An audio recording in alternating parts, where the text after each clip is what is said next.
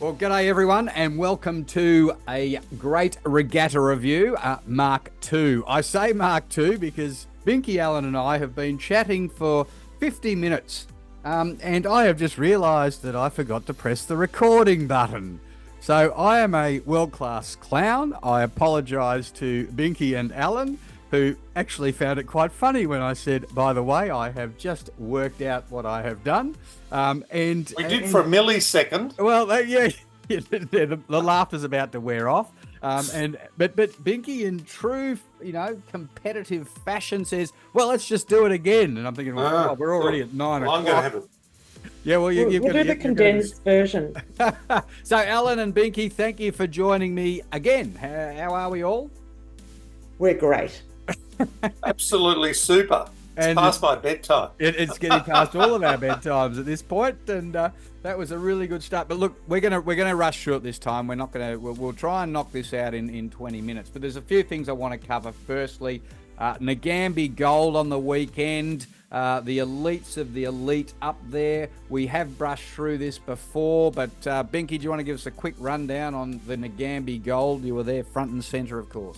Absolutely, and it was a real highlight for me to see these world-class athletes, Olympic gold medalists, world champions and the like, racing down the course at Nagambie.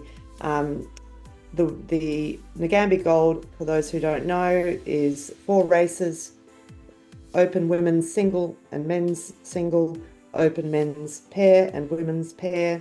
The winner of each race wins $5,000. The second place wins $1,250, and out of the 4 races, they are they have calculated times that they're aiming for. And sorry, just to interrupt there, Binky, for those that don't know what prognostics mean, it's a measurement off the world time. So in other words, those that are as good as the best in the world will be the winner. It could be a female pair, it could be a male single, depending on who's closest. Exactly. Yep. And the winner overall wins $10,000 per seat. And the women prevailed in the pair, Jess Morrison and Annabelle McIntyre, who are both Olympic gold medalists, walked away with $15,000. $15,000 each. 30 grand for the both. That's a serious chunk of coin thrown down there, and only the early stages. Yeah, and to see those athletes coming down for that, it's a world first, I think, or it's certainly an Australian first to have that amount of money, or to have any amount of money in Australia. Yeah. And so, yeah, most exciting. I think probably globally, to be honest. I can't. Scoring what Pat was saying the other day, I don't think of anything that's done this sort of globally. So, could be the start of something. You did mention in our first take of all of this, Binky, which I'm going to mention now, of course, is the difference in speed of how good these people really are. So the open pair won in a time of 7:19, and the club pair, which is in theory the best that the clubs can put together, not in theory, that is what it is, the best the clubs put together, in 8:32. So these guys are literally a minute 10 seconds quicker down the rowing course. That is substantially superior, isn't it? Yeah. Absolutely. And as I mentioned previously, it was a shame that some of our local up-and-coming elites scratched from the race, because it would have been great to see just the difference between when you're in that sort of under 23, just sort of graduating from that and going up to the next level, what the difference is. That was mainly in the singles, wasn't it? I mean, yeah, 4 scratches. Pairs, there were about 5 pairs in the women's, but that was a shame. Yeah. Maybe next year, when they've seen all those photos going around social media with these people and their massive checks in their hand, they might be going, oh, well, and not only that, they get to compete against these people. That can only be a great experience, even if you're a bit off the pace. As I suggested in our first take, I'd even out the prize money a bit. And I'd change that a bit, but that's just my thought. Yeah. Only because then you'd have, like, say you finish 5th, you might pick up $500 or something. Can help with an airfare. Well, I think that would help the level of rowers who are beyond that Olympic standard. Yep. To feel as if they're really required in this race. Yeah. I think if you like the Melbourne Cup, you know how you get squillions for first, lot for second, don't, but 5th to 10th, you still get like 20 grand or whatever it is. Yep. You know what it's like. Yep. And, helps cover the cost of it all. And Yeah, as yeah, we I think said they in the probably need to first think take, about it that. might help induce the internationals, which is the whole purpose of it as well. Yeah. And yeah, to make sure that all 8 lanes are Occupied. containing Yeah. a competitor. Yeah. I think they're going to have to do what the VRC did years ago and actually go overseas and, or not necessarily go overseas, but contact folk overseas and say, look, you in Canada, this is what we've got here. Yep.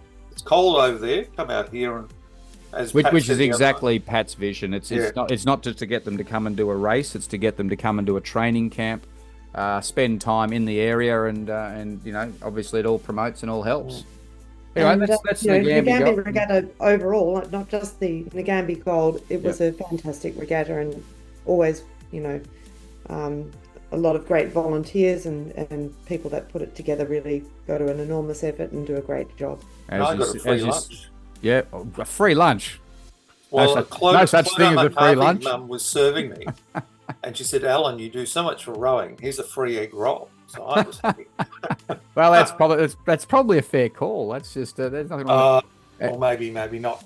In our first take, Binky, you did mention, of course, where you just brushed on there, is as far as the support that we should be giving, all people should be giving to the local communities that are running these events, and you know, all the barbecue stands and the coffee and all of that sort of stuff. We want to be supporting it, don't we?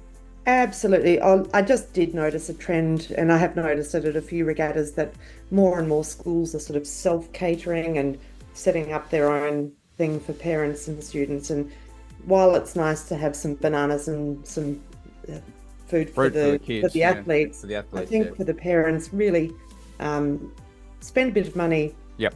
On the food offerings that's there. Support the people that are spending their money to put on a great show, and you know, I just feel Absolutely. that it's getting a bit like every weekend's ahead of the schoolgirls.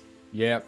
And look, it's imperative to support any sponsors in all sports. I've said that forever and a day. I was going on about that the other day, wasn't I, Alan? About was it JG King Homes who was sponsoring the Ballarat Regatta? And I kept going on about JG King Homes. Well, I just don't need a house. Yeah, well, that's yeah, exactly. But still, thank you, JG King Homes. But I think it's imperative we do that. It's 100% right. And for the schools doing the self-catering, I think, yeah, maybe think about it. Think about what we're doing. Anyway, where are we? I won't do the doors. Such a deja vu here. Hey? Such a deja vu. I just feel like we've done this before. No, we're very experienced. Yeah, we are. So I do Division 1.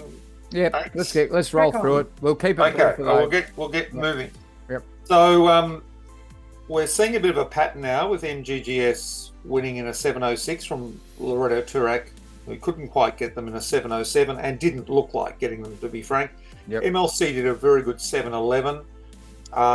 In Sydney, they apparently hit a boy in the first 500. They didn't have their normal cocks. I don't know what the coxes do, but didn't have their normal cocks, and they had a girl out. So they've come back to normality. So that top 3 stands at those 3 boats. As I said earlier, there's 6 combinations there at head of schoolgirls. But sorry, Alan, just to defend the coxswain, as you'd expect me to. If you're using hitting a boy at Nagambie as an excuse for not winning, no, this was in Penrith. Sorry, right, okay. I don't know what the boys are there. I assume they're the same. I think they are. I've swum there. Oh no, I just don't think they had a good regatta. I think they're looking for. No, I'm not going to be that. But those boys do not make too much difference. I'm just quoting the parents there. Yeah. Anyway, so Geelong Grammar did a 724. So I've elevated them, as I said earlier, into that second group. And Furbank, from a less desirable lane, did a 725. So I've got GG, Furbank, Wesley and St Catherine's in the second group, threatening the top group. I've got Geelong College by themselves. And as I said earlier, Kerry did splendidly to win the B final. Yep. And as somebody was standing next to me at that stage when Genazzano were losing, said to me, that shouldn't be happening.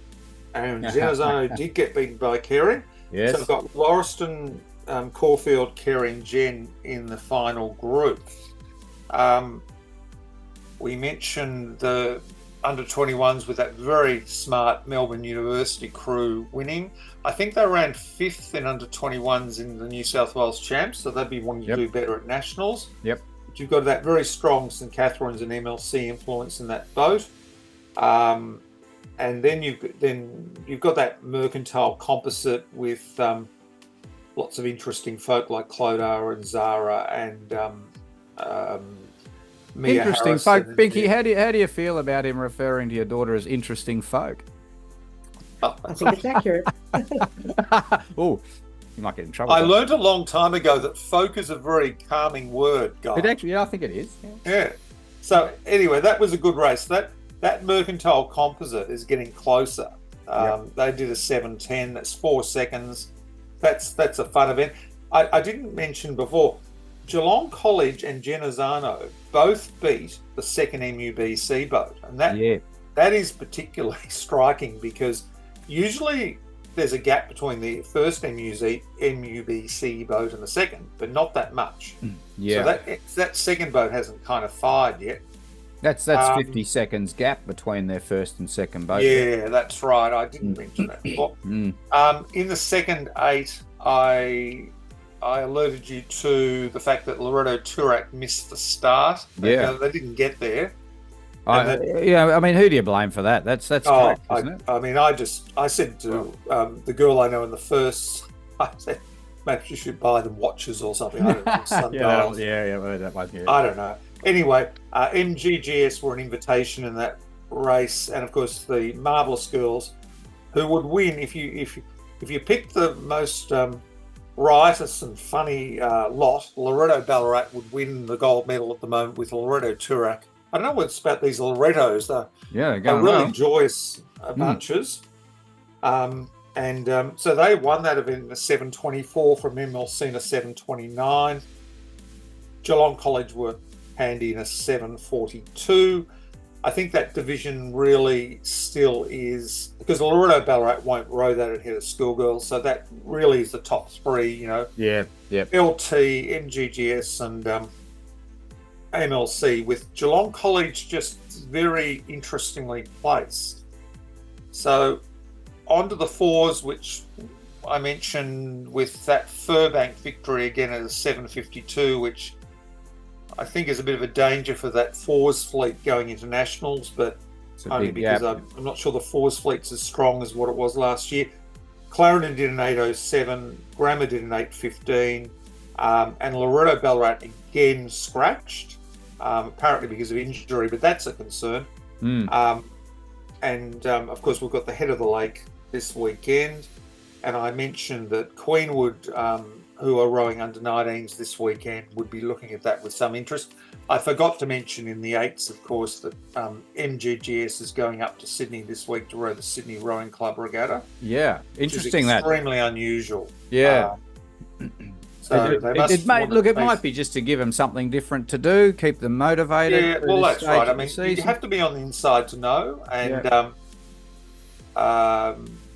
we discussed some weeks ago about, why squads sometimes miss regattas, and I must admit I related our thoughts to one of the head mums at Loretto Turak, and she said, well, look, last year we skipped a regatta. I questioned the coach and just said, I just sensed that they needed a break, and that's what they're there for. That's why they paid the bucks. Well, I bet you they didn't have a break. I bet you they were out training. Oh yeah, he was training. I think it's such a short season. I to get as many races in as you can. Yeah, well, me too. And I wonder with MGGS whether they always seem to do better at Nationals than they do at Head of the Schoolgirls. So perhaps this trip up to Sydney is part of that goal.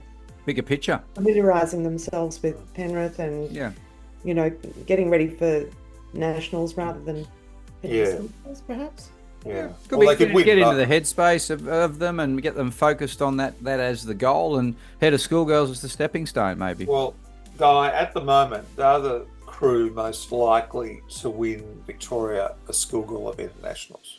Yeah. Because I can't see where another one's coming from at this stage, but anyway. Yep. So going back to 4s, we saw that fabulous under 21 event where MUBC in a 7:28 beat Merckx, who are a very good crew, at a 7:44, and then that lovely Wendouree Ballarat Composite in a 7:52. That was a good race. I mean, you've got crossweight Nevins, Dumbrell, and Wilcox. I mean, you've got the power of St Catherine's and MLC. Yep. In that MUBC boat with the Strathcona Cox. Yep. That's a powerful boat. I think Dumbrell was probably Cox. Crossweight, I think, was Nevins. Wilcox was Cox of the. But Cox, I keep saying. Yeah, Cox. Yeah, where are you going from? No, I only made 3 mistakes last week. That's my big one this week. Oh, well, that's all right. Those girls are just absolutely fabulous. Mm. And so that was a good race. And in the F2, we saw Loretto Ballarat winning an 8:12. Clarendon were 8:18. And Grammar's fallen off a bit. They were an 8:22. Yep. So I was standing next to the head of rowing of one of those schools who was surprised at that result. Loretto Ballarat are stronger this year than the previous 2 or 3 years in seniors. They've always been strong once they turned to quads in juniors and inters, but this year it was the time they had to come through, and they're starting to come through, which is good. Yep. Great. All right. All right. Moving along, because remember, we're on the shortened format in the second I know, time mate. around. I'm trying to get there. Yep. Now, the under 21 quad was always going to be a fabulous race. MGC won in an 8:03. Albert Park's combined double scullers were an 8:07, and Barwon were a little bit further back than I expected, an 8:13. That APC Barwon result reversed what happened at the Wendouree Ballarat Regatta.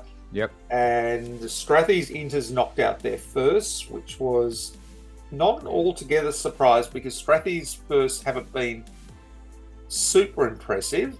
However, in the afternoon, as I said earlier, they must have had something. They must have had sort of like super lunch, because they came out, and this was the surprise of the day. Yeah. Yep. They've come out in an 8:04 and beaten MGC in an 8:06 and Coro, who was fast finishing in an 8:07. So what that means in that division is MGC, Gippsland, Barwon, Brighton, and you've got to remember, I've been excited here. Strathcona's won. Yep. Brighton smashed Strathcona at the Yep. Wendouree Ballarat Regatta. So how good is Brighton? We don't know, because they're not rowing a standard format. Coro and Strathy. So we've got 6 boats there. Any one of them could win, and if you're a mathematician, you could work out all the combinations, but I don't know. They're all pretty evenly balanced. Second division was interesting. MGC won that in 8:20. Coral are quite handy in that division in 8:31. Haileybury didn't race. That's the other good boat. Oh, yes. Yep. With those girls that I'm very impressed Yep, with. I know And you've Strathy mentioned rode that. an 8:39. Interesting, Strathy thought that Division 2 down would be their strength. So it was quite a surprise to them, I would imagine, that they won Division 1. Yeah. And they didn't win anything else. Yeah. So, well, they didn't win 2 and 3 anyway. And we're almost there. Double scullers, not really relevant to head of schoolgirls. But we saw Beatrix Hearn, who is a lovely person. She and Lou Rose Hall Kraust in 8:27 from the Banks crew. The Banks crew are really nice too. No relevance to head of schoolgirls there. And that's because they'll be in singles and other formats, won't they? Yeah, that's right. I think they're already entered, actually. APC won double sculls. That was all held at once. And as I said earlier, I think APC will run first and third at head of schoolgirls, with perhaps Wrighton splitting them. That's been the pattern this year to date. Of course, Toorak College scratched from everything, including my favourite Sophia Miller, because they were all off at Tay-Tay. Oh, So, well, can't blame them. You can't blame them. Yeah. And, Did you go, Alan? Did you get down and see Taylor Swift? I missed that one. I would have. I thought you'd go all right in a bit of a sequence number. One of the comments from a parent on the banks of the river on Saturday commented on social media that it was a great day and better than Tay-Tay. There we go. Oh, there you Nagambie are. Regatta. There's a Oh, pat God. on That's a the back. glowing review. Yeah. All right, so we've done doubles, and just on singles, as we've touched on, the under 21 single scull race looked like a beauty, but of course, because of state selections, it was rather mucked up. Alyssa Mirabelli, who was going to compete in the Nagambie Gold, came back there 1 in a 909 from Charlotte Crozier, who was one of Wrighton's few year 12s last year and the best of them. She did a 919. And Constantina Kafasis, I beg your pardon. I met her parents, so I should get that right. Yep. She did a 925. Now, she's not rowing with Wrighton because of reasons undisclosed. Just, one of those things. And Sarah Palavestro did a 926. So that was quite a nice race to watch. I think Alyssa had a nice lane, but she deserved a nice big fat win like that. She's been around for a while. And of course, Magic Woman or Young Woman Kate McNeil won Schoolgirls in an 850. So, I mean, they've rowed, 20 seconds faster than under 21s. Mind you, it was a different time of day. Yeah, and the under 21s were missing a number of people. Yeah. Clodagh McCarthy did an 854. Then you had Beatrix and Constantina. So if you're a senior or an open single sculler, you don't want Katie and Clodagh to come anywhere near you. You want them to stay down for a few more years. No, you want to be competing this year. Alice and Beatrix and Constantina want Kate to go down there to Inter's Division 1 and just win that gold medal, and that's it. I mean, it's a tough division, the old singles, isn't it? I mean, the number of entries as well. You're not just competing against the odd punter. You got a lot of competition in each one. There are, but often what happens, as you know, is that schools put in their girl they can't fit into a crew for whatever reason. Yeah. So I mentioned before with Sophia Lyons from Furbank. I'm not actually sure of her circumstances, but she just made her debut at the Wendouree Ballarat Regatta. Yep. And I think they were all pleased she stayed in the boat. Anyway, she's come out here and won the B final in a reasonable time. So it's a bit like Annabelle Bamford last year from Loretto, right? Who was injured early, came out in single scull and won bronze at Head of Schoolgirls. Oh, right. And she was actually there at the weekend, and she's got this funny injury and all the rest of it. But she actually came out and won bronze. So if she'd actually rowed this year, she probably would have been one of the better single scullers. Yeah.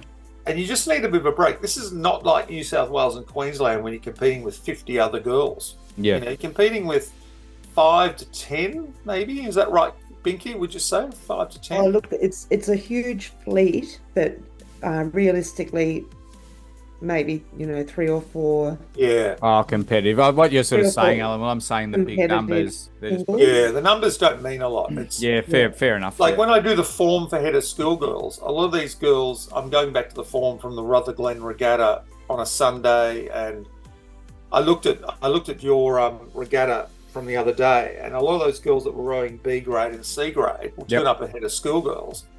And because I don't record those routes, I'll be on the computer saying I'll be putting in the surname of someone. Oh yes, she was 3rd in C grade. Yep. At the Nagambie Regatta on the Sunday, rowing over 1,000. But she'll be ahead of Schoolgirls, and she's one of them there. Yeah. A, B, and C grade, for those who don't know, is the club rowing that tends to be on a separate day to the school rowing. Yep.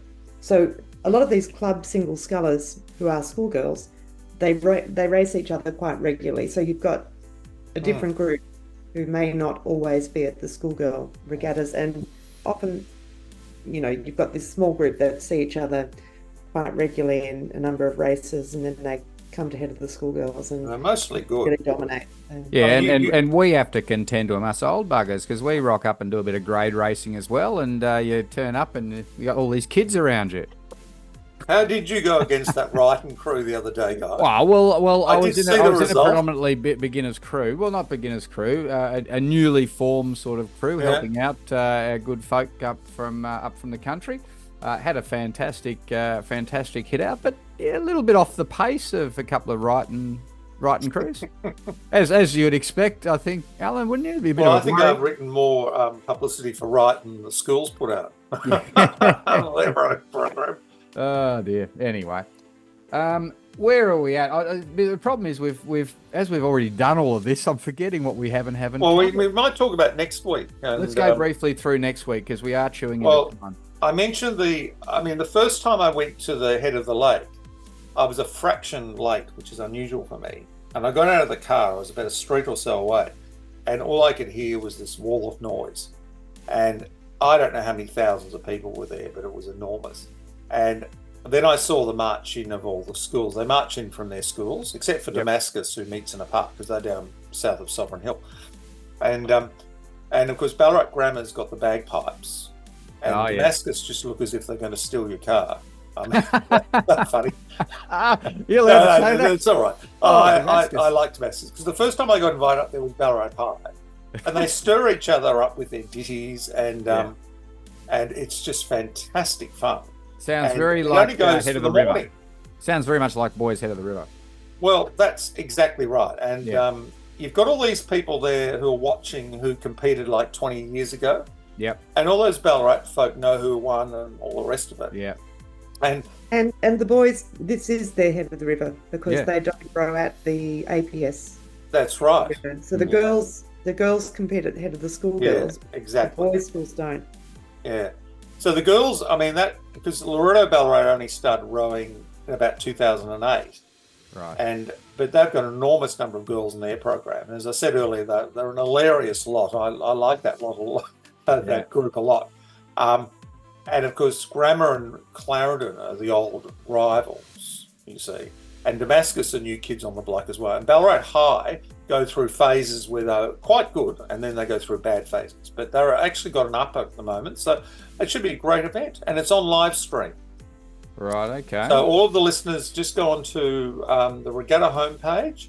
And I'd highly recommend you watch part of that. The big races will be on around midday or slightly before that. But it is marvellous. Well, as you've been chatting, I did a quick Google search, and the Ballarat Head of the Lake Regatta has been going since 1912. So it's got a bit of history there. Of course, I think one of the clubs is called the 22ers or something. Whenever Clarendon won their first one, I just can't remember all this now, but their club is named after whatever their year was. I think that's right. Yep. And so it's a big deal. It's just like, knowing how many times Scotch has won Head of the River. And stuff. Oh, well, you lose tracks. There's so many, Alan. I know. Yeah. And of course, the other one is the Henley. Yep. And as I mentioned before, the Henley can be fairly when you go to Henley in the UK, it's very lavish. And if you I think it's the stewards area where you've got to get all spruced up and what have you. But even in the other areas, it's great fun. Yeah. Some years it's been a bit bland, and other years it's good. Last year it was fantastic because St Catherine's really did it up nicely. The St Catherine's family. Oh yeah. With the bar and the catering. The Banks had a big lunch and it was really good. Yeah. And of course you can just sit there sipping on a Coca-Cola, watching the races. It's a Coca-Cola. I love Australian Henley. You have people lining the banks all the way along rather than just at the finish line. And it's a great regatta for anyone that isn't into rowing. You can just go down for half an hour and have a look. I think in our first take all day. It's just continually running. And good spectator regatta. I think in our first take, Alan, you were referring more to drinking Pimm's than Coca-Cola, but it's a kid's. Well, I was thinking buy Binky at Pimm's. Yeah. I'm sure I can see Binky in the Pimm's tent as we speak. Actually, from about 9:30 a.m. onwards. I don't. No. Well, I think the bar opens at 10:30. So 10:30. Okay, 10:29. As long as you're not driving home, you're fine. Exactly. I should actually mention going back to the Nagambie regatta. Yep. I actually spotted a principal there, which was good. Oh, good. They don't usually go up to those sort of regattas, but no. One from my old school, and excellent. Yeah, Good, so that good was to see them good. showing She seems interested in a year where we've been getting anxious about executives and folk. So I thought that was excellent. So brilliant. So big weekend coming up. We've had big weekend behind us. Massive weekend behind us. I think Nagambie's right up there as one of the good ones, I must admit, that's for sure. And I do have to finish off by saying I too came home from Nagambie with a medal on the weekend. Oh, did you? Well, yeah, and funnily enough, and here's the interesting thing, I occasionally do put oar in the hand, and I had 5 events on Sunday, and the second last race of the day was the mixed double, and I thought I'm going to put an oar in the hand for the mixed double, and we fronted up, and being masters, of course, you have handicaps. Yeah. And I'm we're 40 seconds behind the starter. There was a stacked field of 7 boats, and there was 2 of us on the back mark, and off we went. And we were there basically thinking, oh, well, we'll just row through. I really wish I hadn't hung around for an extra 3 hours for this on the heat of Nagambie. And we start sort of chipping our way through, and came to the final strokes. And I can honestly say one of the most exciting, if not the most exciting race I've ever rowed in, because you don't often row through 5 boats and get over the top of them. I better look up the results to see who the lucky lady was. Well, I can tell you that was Catherine Ashley from. I wonder whether it was Catherine. Yep. One of the highlights is we beat Melbourne Rowing Club. Now, we don't beat Melbourne Rowing Club at Hawthorn. It just does not happen. So to get over them in a dying few strokes, let's say it wasn't very pleasant the last few hundred metres, but, that's how rowing goes. So they didn't put Wrighton in that race. No, not in the Masters. There's no mixed at Wrighton. Oh, gosh, yeah. That reminds me of the old joke that they're going to make Xavier co-ed and they're about to introduce boys. But anyway, there's no point. That's been going around forever, that one. Anyway, we should wind it up, being our second take, and I think we've been now chatting. I think we're exhausted. 25 minutes. I think Vicky's got to go and say hello to her husband. That's right. He's just come in the door and has been sitting on the edge waiting for dinner. Poor bloke. 19 flights he's done in the last 3 weeks. Oh, yeah. Something like 21. Sorry. He travels around, doesn't he? I think the last time I was messaging him, he was in Buenos Aires or something. He was at an airport and he said, he's listening to the podcast. Obviously, he must get very bored if he's listening. No, not at all. He's obviously enthused. He might be an international arms financier. Oh no! I think it's pistachios, isn't it? Yeah. Probably equally as in demand in some way. Yeah, I think so. Yeah. All right. Anyway, we'll pass on my hello to James. Certainly will. All right. Well, look, let's leave it at that for this week. And you left all my jokes on the cutting room floor as usual. So well done. Well, we had it. Well, that was the first. Well, that was Richard Dorstein's joke. So.